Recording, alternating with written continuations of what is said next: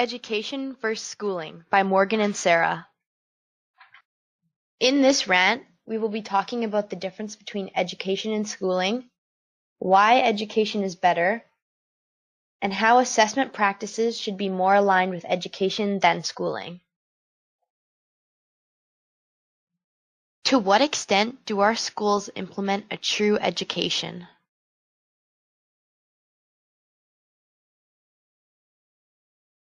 Case study in Colorado in the fall of 2014, the state sent out new social studies and science standardized assessments. These exams supplemented English language arts and math tests that have already been developed. These new tests were designed to measure high school content given to students in their senior year of high school. This event brought about much controversy that led to students organizing groups in several high schools that walked out and did not complete the tests in protest. More than 5,000 12th graders refused to write the tests.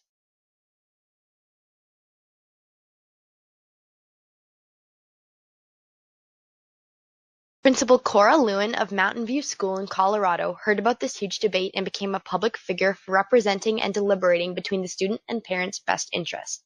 Lewin has not taken a stand on whether she believes these tests should be eradicated or not, and says in an interview that she still does not know where her opinion should lie. In specific high school, only 9 out of 530 eligible seniors took the test. This event demonstrates how our current assessment procedures need to be rethought as they are impacting students and their future. For example, in this case study, a father of a 4th grader spoke on his position saying, "My son comes home feeling stupid, like there's nothing he can do to answer those questions." Another parent has also expressed her concerns by saying, "My daughter has big dreams. She wants to be a cardiac surgeon, but she's been doing some of the practice assessments and has told me her scores mean she won't be able to be a doctor. She's bright and smart, and it's too early for her to be worried about scores.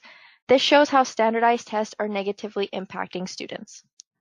Students are taught that they can be anything they want to be, but then these tests are given out and they are told they cannot anymore. Why are we contradicting ourselves by administrating these tests? Standardized tests are ruining students' confidence and self-esteem and taking away from real learning. Bishop, a valued member of an advisory board and leader on the school's PTA, raised concerns about the tests. She raises the question, what are the students missing out on during all this test prep? This question is fully aligned with our argument that reform is needed in our current assessment procedures to align them more with education than schooling. The primary difference between education and schooling is that schooling is a place where education is implemented. A famous quote by Mark Twain is, "I have never let my schooling interfere with my education." This quote emphasizes a separation between schooling and education. Education focuses on learning of concepts and understanding the material. The 5 characteristics of education are nature of the good life and good society, reflect on what they learn, connect them to some important and enduring aspects of the human experience, build and challenge each other's ideas, and entails the willingness to tune in to the never-ending conversation about what it means to be human.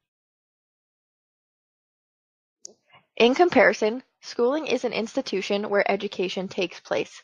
The 5 characteristics of schooling are transmission of information from teaching to students, an exercise of socialization and training, maintain order and control and a sense of purpose, prescribed standards, and competitive pressure. However, in our society, the importance of schooling has begun to outweigh the importance of education. We believe that schooling needs to go back to an institution where education is implemented. A key quote by Ken Osborne, commonly referred to the teacher of teachers, says, "The whole process of what should be an education can be too easily obstructed by the organizational and institutional imperatives of school." Ken Osborne is referring to the incorrect importance and emphasis placed on schooling when we should be focusing on education. Our argument is that reform is needed in our current assessment procedures to align them more with education than schooling. To support our argument, we will discuss why education is better. If you were in a hospital needing brain surgery, would you want your doctor to be knowledgeable and experienced, or someone who is only able to score high on a standardized test? Our society puts those who play the game of schooling well above those who focus on their education. The purpose of education is to learn and become knowledgeable in your field, and schooling is where you go to become knowledgeable. To a high degree. We agree that students should be able to achieve merit standards, but also think that education can be demonstrated through learning, not just through testing. The School Act of 1841 had 3 powers: what is taught, what texts were used, and the hiring and firing of teachers. These 3 powers were to ensure students received an education, not to ensure they were schooled properly. The government decided attendance in schools will be mandatory. This supports the idea that governments feel that education is an important aspect of someone's life. In 1852, Massachusetts became the first U.S. state to make attendance mandatory in schools. Overall, we believe that education is more important than schooling. Now we will discuss why we think assessment should be more aligned with education than schooling.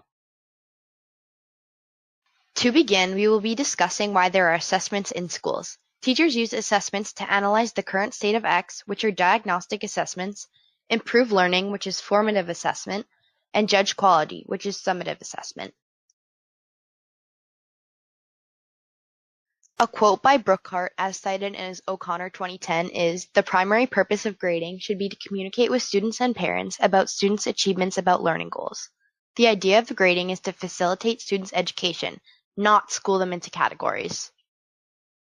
According to O'Connor, there are 3 reasons as to why teachers grade: giving feedback, motivating students, and to sort them. We agree that giving feedback and informing parents and students of students' achievements are important. However, we disagree with sorting. O'Connor said that grading must move from the individual, idiosyncratic private practice it has been traditionally to a shared practice based on agreed-upon principles or guidelines. We believe that grading throughout the years began as intrinsic motivation to achieve an education, but our society has changed it to become extrinsic. If all students are focusing on achieving grade points or other rewards, how do we really know when they are obtaining the necessary information provided? When standards were established in the process of professionalization of teachers, a teaching certificate, provincially mandated, a police check, and a bachelor degree were required. These standards ensure that teachers have completed the necessary standards of schooling, but do not show their ability to teach others. Have you ever had a teacher that is knowledgeable but unable to transmit information to students? This is because that they are not trained on how to educate. They are only trained on how to school. In schools, standardized tests are meant to assess basic knowledge. However, it does not test on practical applications and often depletes students' confidence.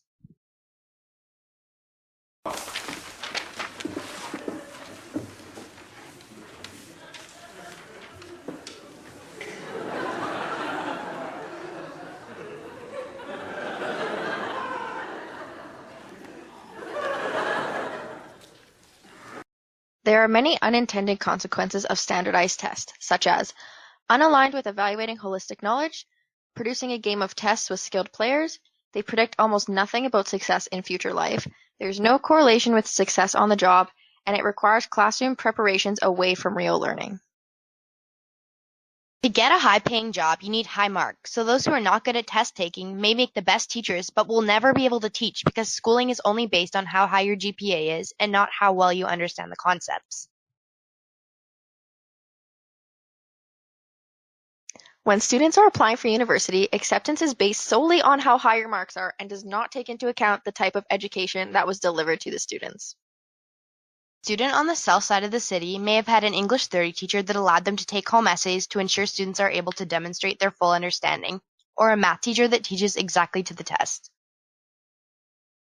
Whereas students on the north side of the city may have had to write an essay on Shakespeare in an hour, or had a math teacher that does not teach the test. However, both these students are compared to the exact same when applying to university. How is this fair? It's not. Has a teacher ever had to instantly answer a life-changing question without consulting any text or resource? No. So why should teachers in schools have only one way of showing they know the material on a certain day when the test is to be taken? To reaffirm our argument, reform is needed in our current assessment procedures to align them more with education than schooling.